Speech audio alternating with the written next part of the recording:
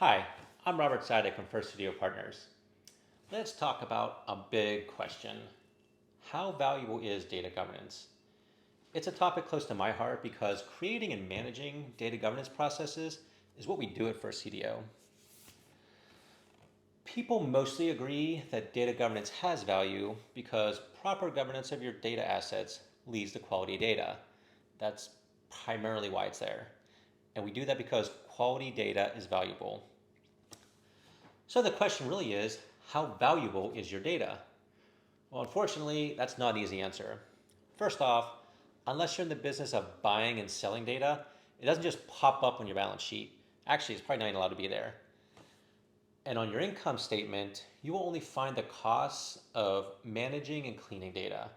It's no wonder most companies are underinvesting in their data because when they spend $1 million to improve it, the only thing that's clear on those financials is that they spent $1 million. Showing the value that investment created is the challenge. This means that at most of the companies I've been at, investments in data governance and data management feels like a leap of faith because the ROI is often soft at best. This makes securing budget and resources a constant battle, even more so than in other areas, and I came up in IT. Another challenge, data is intangible. It's like a company logo. Yeah, you can see it, but what's it worth all by itself? You have to put effort into making it valuable. So why do companies hesitate to put their data to work? Often, it's because the data is of poor quality or in the wrong format, or it's tough to combine with other data, or countless other reasons. What could fix that? You guessed it, data governance and other data management activities. But you already covered why it's hard to get investment in that area. It's difficult to show the value.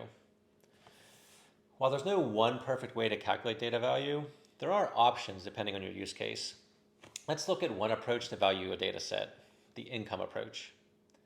They say that beauty is in the eye of the beholder, and so is data value. For example, customer data is very valuable to sales and marketing, probably less valuable to customer service and operations, and might not be worth much at all to HR.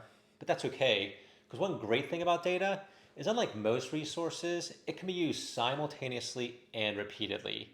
Take customer order history, for example. Sales can use it to predict what and how much that customer may buy in the future.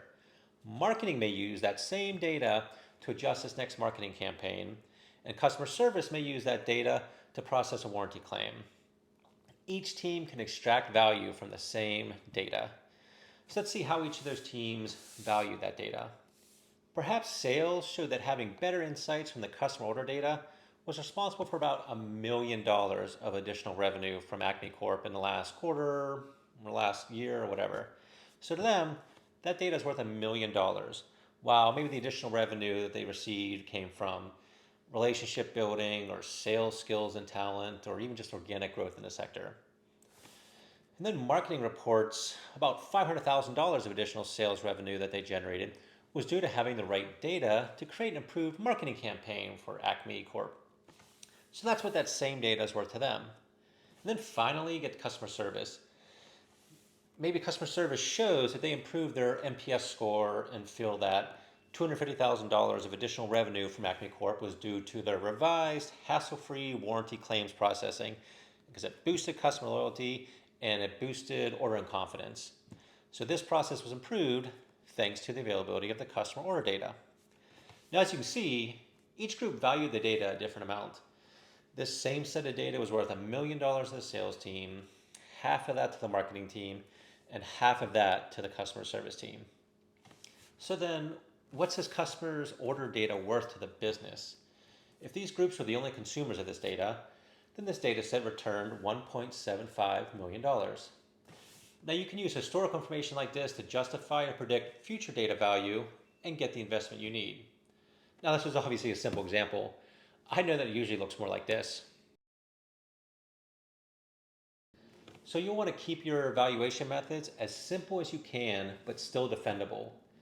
Now I'm barely scratching the surface regarding the complexity and nuance in valuing data and data governance activities, and this is just one of many evaluation options you have at your disposal.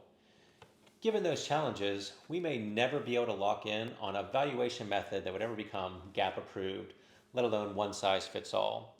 However, you know that the data is valuable, and you absolutely should try to value it.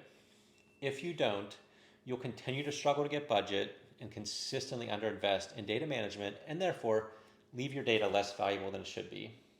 So identify the value you can, accept that you won't identify all of its value, and that's okay. Don't let perfect be the enemy of good. What you do capture will be better than what you have today, which is an intangible, unmeasured gut feeling that investing more in data governance and data quality would bring substantial returns. And that is a lot harder to sell. Ask me how I know. Thank you, and let's do this again sometime.